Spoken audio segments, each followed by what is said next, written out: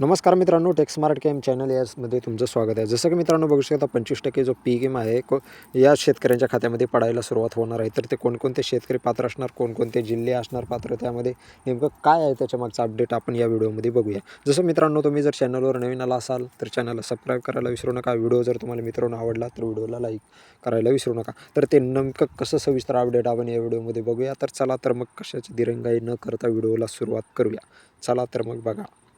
राज्याच्या हिशापोटी शासनाने विमा कंपन्याने 61,92,35,981 रुपये एवढा निधी अनुदान वितरित करण्यास मंजुरी दिली आहे. या निर्णयामुळे शेतकऱ्यांना त्यांचा पीक विमा मिळण्याचा मार्ग मोकळा झाला आहे. महाराष्ट्र राज्यात 5 विमा कंपन्यांच्या माध्यमातून शासनाने पीक विमा योजना राबवली आहे. प्रधानमंत्री फसल विमा योजना अंतर्गत खरीप हंगाम 2024मध्ये शेतकऱ्यांनी त्यांच्या पिकांचा पीक विमा उतरवला होता. केंद्र आणि राज्य शासनाचा हिस्सा मिळून पीक विमा कंपनीच्या माध्यमातून नुकसानग्रस्त शेतकऱ्यांना विमा संरक्षण दिले जाते. शेतकऱ्यांचे पिकांचे मोठे नुकसान मिळणार भरपाई. तर जसं बघू शकता मित्रांनो, अनेक जिल्ह्यांमध्ये मोठे पिकांचे मोठे नुकसान झाले आहेत. मराठवाड्यातील इतर जिल्ह्यात पावसाचा मोठा खंड असल्याने पिकांचे नुकसान झाले. त्यामुळे विमा कंपनीकडून पीक विमा अंतर्गत नुकसान भरपाई मिळण्याची प्रतीक्षा शेतकरी बांधव करत आहेत. भारतीय कृषी विमा कंपनी केलेल्या मागणीनुसार भारतीय कृषी विमा कंपनी विम्याची मागणी केली होती. त्यामुळे खालील विमा कंपन्या निधी विभाग केल्या जाणार. कोणकोणत्या कंपन्या आहेत आम्ही मित्रांनो बघू शकता. विमा कंपन्यांनी निधी वितरित कोणकोणत्या कंपन्यांना झाला आहे.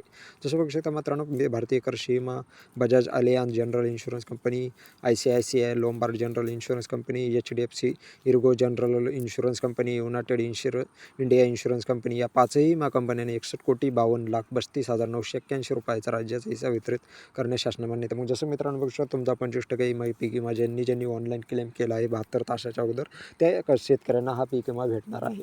तर त्यांचं म्हणजे शेतकऱ्यांना आता अकोलामध्ये 7 ते 8 दिवसामध्ये पीक विमा भेटणार. कारण अकोल्याचा फारच म्हणजे प्रचंड तापलेला विषय आहे. त्यांच्या कृषी अधिकाऱ्यांनी सांगितलं आहे की 7 ते 8 दिवसामध्ये तुम्हाला 25% पीक विमा भेटू शकते. बघ जसं मित्रांनो बुलढाणा आहे, परभणी आहे, धाराशिव आहे, यांचा अगोदरच म्हणजे अधिसूचना निघाली होती आणि त्यांचा पीक विमा हा रखडलेला होता. म्हणजे ती आपली आचारसंहिता निवडणुकीच्या लागायच्या अगोदर त्याची निघाली. पण विमा कंपन्या हा दिरंगाई करत आहेत, म्हणजे वाटपासाठी टाईम लावत आहेत. मग त्यांचा देखील पीक विमा हा जानेवारी महिन्यातच भेटू शकतो. कारण जानेवारीत नाही भेटला तर मग मार्चमध्ये डायरेक्ट एल्ड बेस्ड दोन्ही मिळून एकदाच तुम्हाला 100% पीक विमा भेटण्यास सुरुवात होईल.